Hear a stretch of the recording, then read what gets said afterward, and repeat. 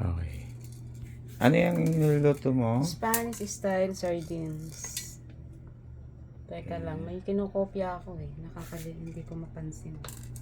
Spanish style sardines. Matagal ko ng pangarap lutuin to. Actually. Di matagal yung papakuluan. Hindi, saglit lang. Ngayon ko lang Pressure magagawa. cooker. Hindi pressure cooker ko. Unahin ko yung ulo. Talaga yung pressure cooker yan? Oo, pero para malambot pati tinik.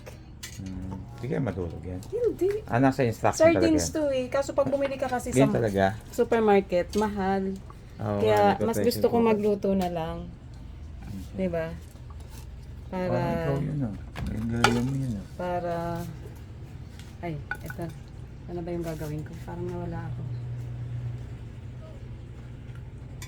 Ganito lang naman to. Madali lang siyang gawin. Yun nga lang medyo magastos. Kaysa naman bibili ka, ang mahal-mahal kaya nito sa mall. Sa supermarket pala. Ay, sa nakalata. Oo. Tapos ito na ulit. Mga 100 plus years eh. Hindi 200 plus pa nga. 200 pa. Liit. Nakita ko madali lang palang gawin. Pwede naman tayo magluto. Kaya nga. Pwede pa ito pang business eh. Yung tuyo sardines. Ayan, lagyan natin ng sili para may sipa. May sipa. Tapos maraming bawang para sa cholesterol. Para healthy. Ganyan lang. Okay. May kinokopyahan ako eh. Kaso, pag nakagat nyo yung paminta, luhan nyo na lang. Tapos, eto, kailangan may olive oil. Ay, olive oil. Yung anong olive, yung bunga, Ito yung ginagawang ganito. olive yun. May amoy pala to. Hindi kasama yung sabaw. Amoy olive. Simple. Amoy olive talaga Isang siya. ganyan talaga. Oo. Bakit kaya hindi siya Sundutin mo, lumabas? sundutin mo.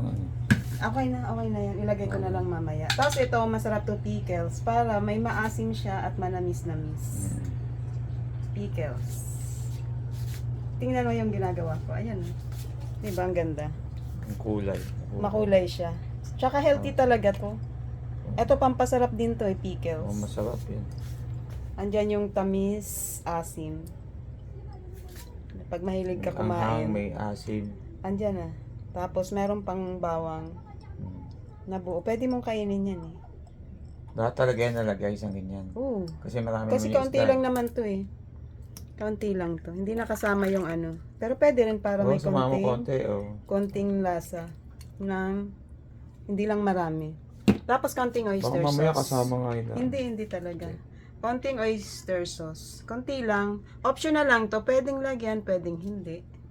Kaso hindi ako nakabili ng malaki. Kaya bumili na lang ako dyan sa Uli tabi. kong dapat. Tapos, Himalayan salt. Mga 2 tablespoons. Para healthy. Pero tansyahin nyo na lang. 2 tablespoons. Dagdag na lang pag matabang. Mm-mm.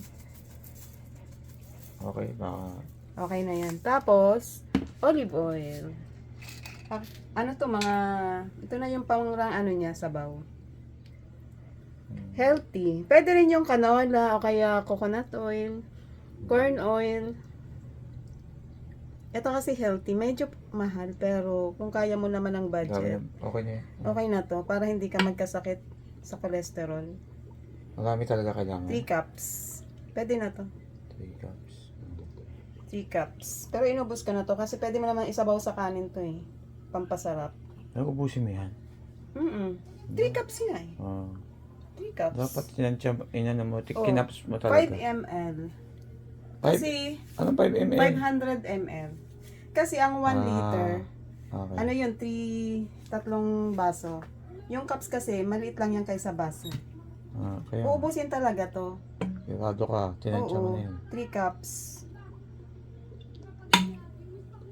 Okay. Matagal to kasi, pwede itong ilagay sa jar. Yung eto, mga ganyang bote, basta kasya siya.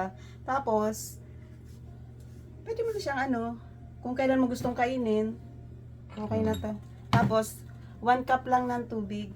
Ay, half lang pala, half. Okay. Kasi iluluto natin to pressure. Okay na yan.